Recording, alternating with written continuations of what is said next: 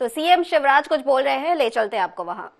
विधायक साथीगण भाई केपी त्रिपाठी जी, पंचूलाल प्रजापति जी, श्यामलाल द्विवेदी जी, आदरणीय सुल्तान सिंह शेखावत जी, हेमंत तिवारी जी, भगवान दास गोंडानी जी, भारतीय जनता पार्टी के जिलाध्यक्ष डॉक्टर अजय सिंह जी, जिला पंचायत की अध्यक्षा बहन श्रीमती नीता कौल जी, वेंकटेश जी, प्रमुख सचिव श्रम विभाग और नीलम सिंह जी, जनपद पंचायत के अध्यक्ष, भारतीय जनता पार्टी के मंडल अध्यक्ष, सभी पदाधिकारीगण और जहां तक मेरी दृष्टि जा रही है यहां पर उपस्थित मेरे बहनों, मेरे भाइयों, भांजे भांजियों, दोनों हाथ जोड़ के शीश झुका के आपको प्रणाम करता हूं।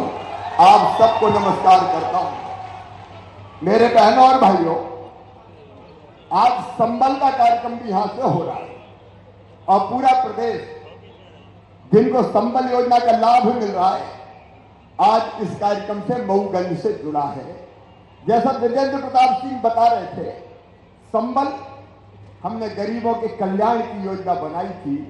गरीब, दीन, दुखी, मजदूर, मेरे वो भाई बहन जिनके पास धन और दौलत के भंडार नहीं है, उनकी जिंदगी में कोई तकलीफ हो, कोई कष्ट हो, कोई परेशानी हो तो उनको आर्थिक सहायता मिल जाए। और इसलिए हमने तय किया कि मेरी गरीब बहना अगर बेटा बेटी को जन्म देगी तो जन्म देने के पहले उसके खाते में 4,000 और जन्म देने के बाद 12,000 रुपया डालेंगे ताकि वो भी लड़ुआ अड़ुआ खा ले, घर में ढंग से खुशियां मनाए। संबल में हमने तय किया कि बेटा बेटी जो गरीब और मेधावी है उनकी पढ़ाई लिखाई की हम व्यवस्था करेंगे। संबल में हमने तय किया कि भगवान ना करे लेकिन अगर कभी एक्सीडेंट में किसी परिवार में कोई मौत हो जाए तो परिवार तबाह पर बर्बाद हो जाता है, दर दर की ठोकर खाता है। हमने तय किया भगवान ना करे लेकिन अगर एक्सीडेंट में मौत हो जाए, कई बार होती है, तो 4 लाख रुपए की राशि देंगे। सामान्य मृत्यु 60 साल से कम उम्र में हो जाए तो 2 लाख रुपए की राशि देंगे। अगर कोई विकलांग हो जाए तो 1 लाख रुपए की राशि देंगे और अंतिम संस्कार के लिए भी 5,000 रुपए की राशि देंगे ताकि अंतिम विदाई को कम से कम पूरे सम्मान के साथ हम कर सकें। गरीब की भी अंतिम विदाई सम्मान के साथ हो सके। लेकिन आज इस भरी सभा में कमलनाथ जी, मैं आपसे पूछना चाहता हूं, हमने गरीबों के लिए संबल योजना बनाई, तुमने संबल योजना बंद कर दी, 75 लाख नाम काट दिए। इन गरीबों ने क्या बिगाड़ा था कमलनाथ? कांग्रेसियों इन गरीबों ने क्या बिगाड़ा था? मेरी संबल योजना बंद कर दी गई, गरीबों के हक को मारा गया। लेकिन आज मुझे गर्व है कि आते ही हमने संबल योजना फिर चालू कर दी है और आज मऊगंज की इस पवित्र धरती से 27,300 से ज्यादा लोगों के खाते में 605 करोड़ रुपया मैंने डाले हैं। 605 करोड़ पूरे प्रदेश में डले। उन गरीबों की जिंदगी में भी नया उजाला आएगा और जो नाम काट दिए थे संबल में, वो नाम हम फिर जोड़ने का अभियान चला रहे हैं। 13 लाख नाम जुड़ गए हैं और भी अगर कोई बच्चे होंगे तो चिंता मत करो मेरे बहनों और भाइयों, मैं हूं ना, कोई गरीब को वंचित नहीं रहने देंगे। ये भारतीय जनता पार्टी की सरकार। संबल योजना का कार्यक्रम आज संपन्न हुआ। प्रदेश भर के ऐसे भाई बहनों के खाते में हमने पैसे डाले। मेरी बहनें आज बड़ी संख्या में बैठी। मेरी बहनों, मैं तुम्हें प्रणाम करता हूं क्योंकि बहनें मेरे लिए दुर्गा, लक्ष्मी और सरस्वती का रूप है। सब बहनों को प्रणाम।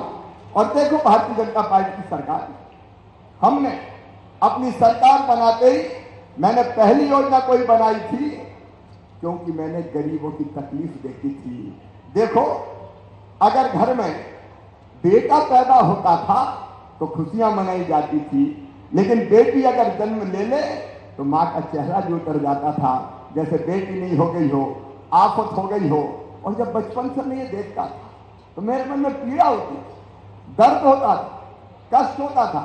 ये भगवान, ये बेटा बेटी के बीच भेदभाव कैसा? एक मां की कोख से जन्मे हैं दोनों, बेटा भी और बेटी भी, लेकिन बेटे को ज्यादा लाभ और बिटिया को कम प्यार, ये कब तक चलेगा।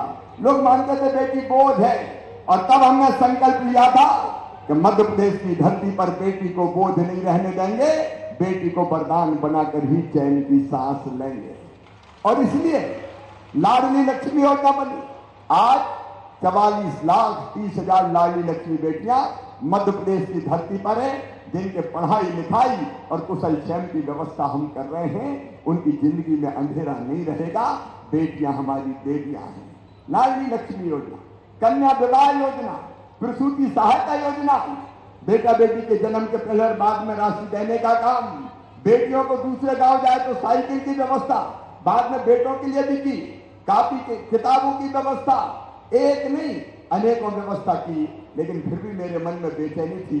आज मैं अपनी बहनों से कहना चाहता हूं, मैं सोचता था कि अपनी गरीब बहनों के लिए और क्या करूं।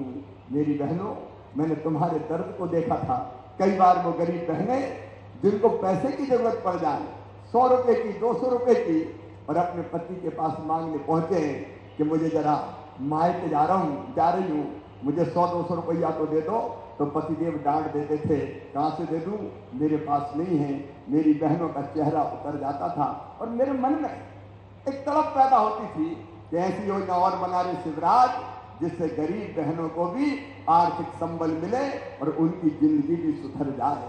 बहुत दिन तक मैं सोचता रहा, और एक दिन सवेरे 4 बजे मेरे मन में यह संकल्प जन्मा कि ये भी मेरी बहनें हैं, सब मेरी बहनें हैं कि नहीं मेरी बहनें? अरे बहनों बोलो, है कि नहीं मेरी बहन? जोर से बोलो, है। तो बहनों को भाई साल में एक बार राखी के दिन उपहार देता है, राखी बंधवाता है, और उसके बदले में पैसा, कपड़े या और कोई चीज देता है, लेकिन साल में एक बार। तो मेरे मन में आया कि शिवराज, तू भी तो भैया है रे, और भैया भी सौतेला नहीं, सगा हूं कि नहीं? अरे सगा भैया हूं कि नहीं? और इसलिए मुझे भी लगा तो मुझे भी कुछ ना कुछ उपहार देना चाहिए। और एक बात और मन में आई कि साल में एक बार नहीं, एक बार से काम नहीं चलेगा। बताओ बहनों, एक बार से काम चलता है क्या? तो बोल के बताओ, चलता है क्या? नहीं चलता। और इसलिए हमने तय किया कि हमारी गरीब बहनें, जिनकी आमदनी कोई जाति समाज की हो, हर समाज के लिए जिनकी आमदनी 2.5 लाख रुपया साल तक की हो, या जिनके पास 5 एकड़ से कम जमीन हो, ऐसी सारी बहनों के खाते में हर महीना 1,000 रुपया डाले जाएंगे। ये योजना बनी मुख्यमंत्री लाडली बहना योजना। कल भोपाल से मैं इस योजना के बारे में विस्तार से बताऊंगा, पूरा प्रदेश भी मुझे सुनेगा। हर महीने 1,000, तो एक साल में कितने रुपया हुए? 12,000।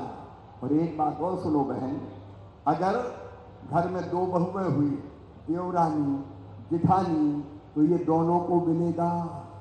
तो दोनों का मिला के कितना हो जाएगा? बोल के बताओ, जोड़ के बताओ ना, कितना होगा?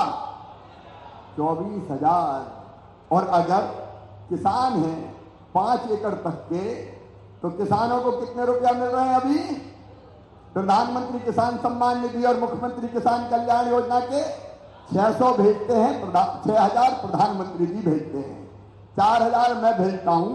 कुल कितने हुए? 10,000। तो 24 में 10 जोड़ो, कितने हुए? अरे गणित कमजोर है क्या? कितने हुए? 34,000।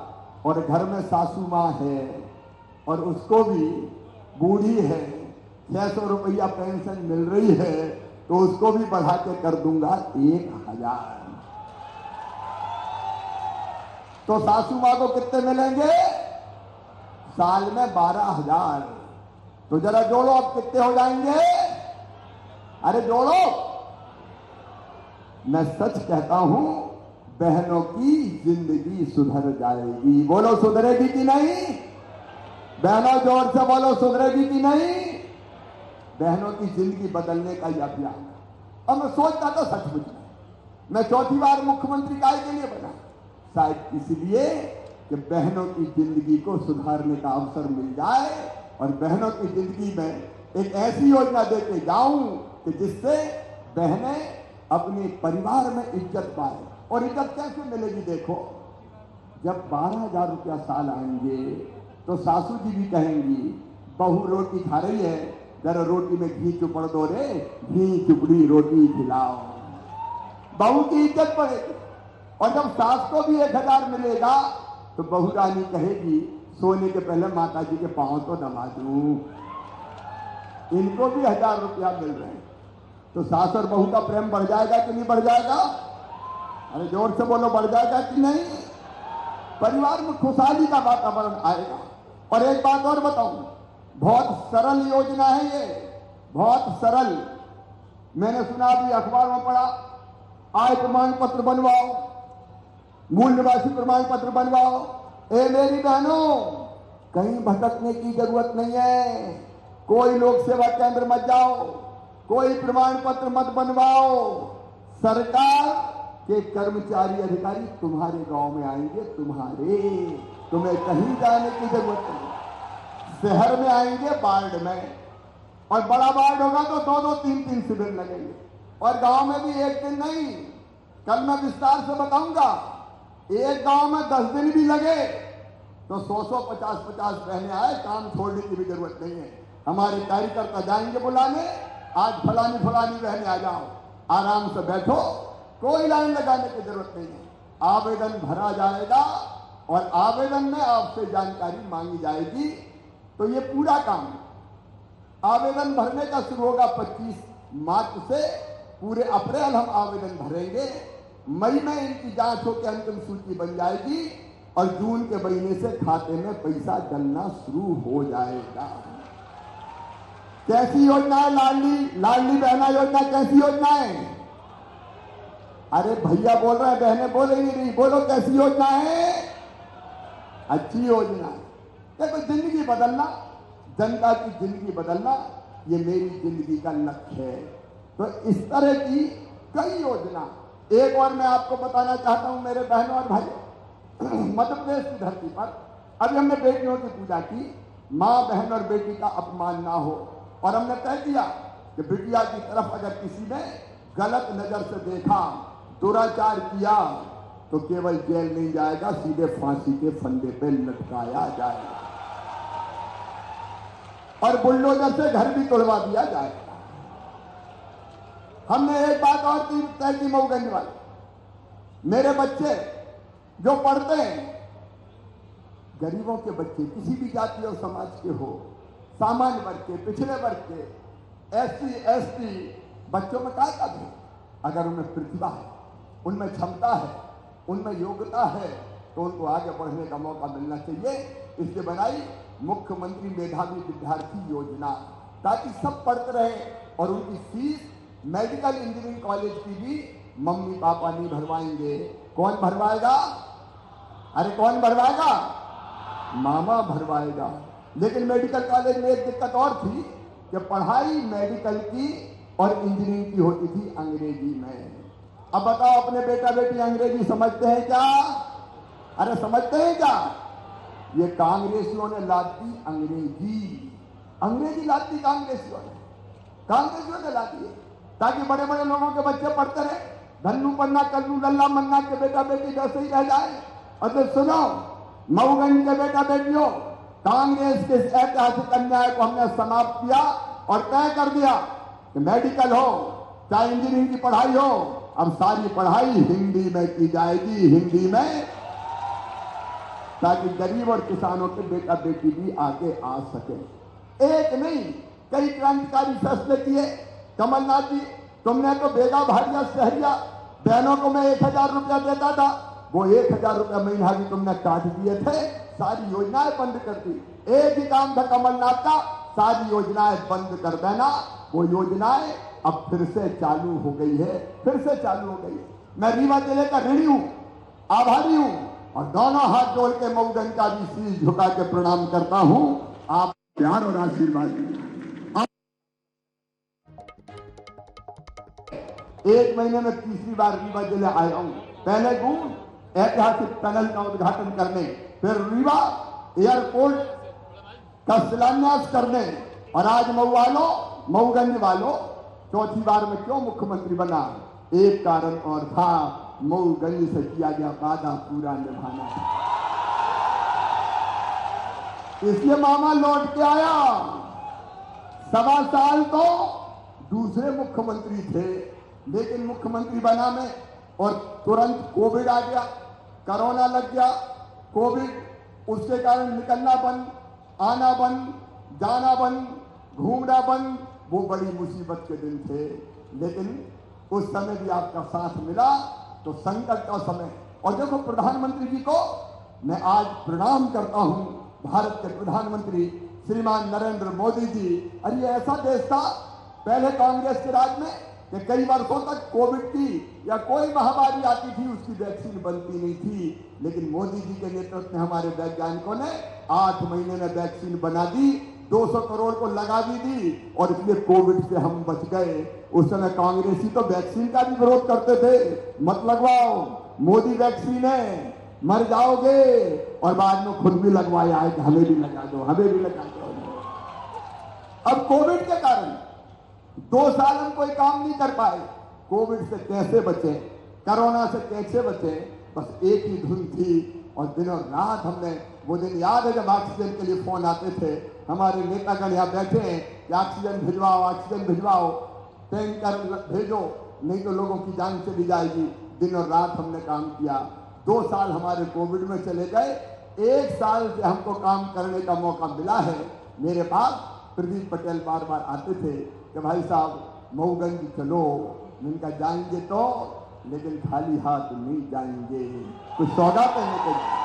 गिरीश गौतम जी ने अभी आपको बताया, उन्होंने भी मुझे बार बार पहले से आग्रह किया था, और रीवा का हमारा नेतृत्व बैठा है, हमने किसी को दुखी नहीं किया। राजेंद्र जनार्दन जी मांग करते थे हमेशा, सांसद आपके, लेकिन हमने किसी को दुखी नहीं किया। त्योथर वालों ने कहा कि त्योथर अलग रहे, हमका मंजूर है। मनगवा वालों ने कहा मनगवा अलग रहे, हमका मंजूर है। सबकी खुशी में अपनी खुशी है, और इसलिए मऊगंज के साथ नई गढ़ी, और नई गढ़ी के साथ तीसरी तहसील है हमारी हनुमाना। देखो मेरे बहनों और भाइयों, ये नक्शा है पूरा, जिसमें हमने किसी को नाराज नहीं किया, सबकी भावनाओं का ध्यान रखा है। ये नई गढ़ी 382 गांव नई गढ़ी तहसील के, 341 मऊगंज के, 343 हनुमाना के, और बाद में देव तालाब तहसील अलग इसमें से बनेगी। तो ये 4 तहसीलें मिला के मऊगंज नया जिला बनाया जाएगा। ये नक्शा भी लेके आया हूं, तैयारी पूरी है। जैसे परीक्षा के पहले तैयारी करते, पूरी तैयारी करके आया हूं। और आज 24 मार्च से मऊगंज को तहसील बनाने की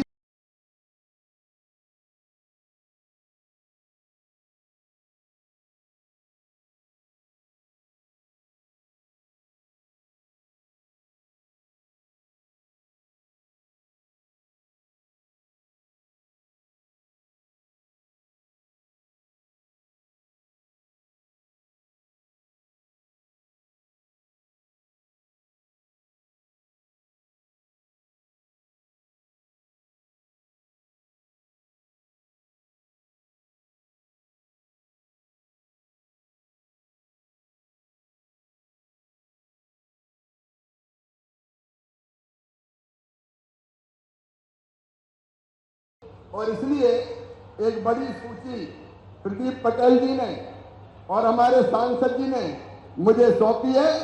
आपने टाउन हॉल की बात कही है, शहर के अंदर 2 लेन की बात कही है, और औद्योगिक क्षेत्र तो हमने बना ही दिया है। आपने भावी काम की बात कही है, वो भी हम करेंगे।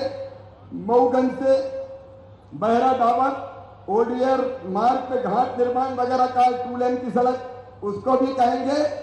और हनुमाना में भी कॉलेज खोला जाएगा, डिग्री कॉलेज हनुमाना में।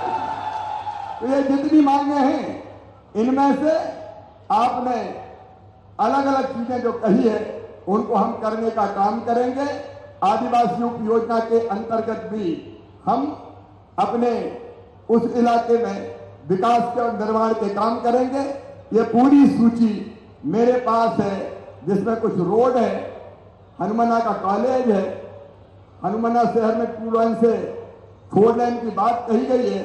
ये सारी चीजें भी शासकीय कार्यालय वगैरह तो मऊगंज में बनेंगे, ये सारे हम पूरा करेंगे। देखो मेरे बहनों और भाइयों, ये भारतीय जनता पार्टी की सरकार है।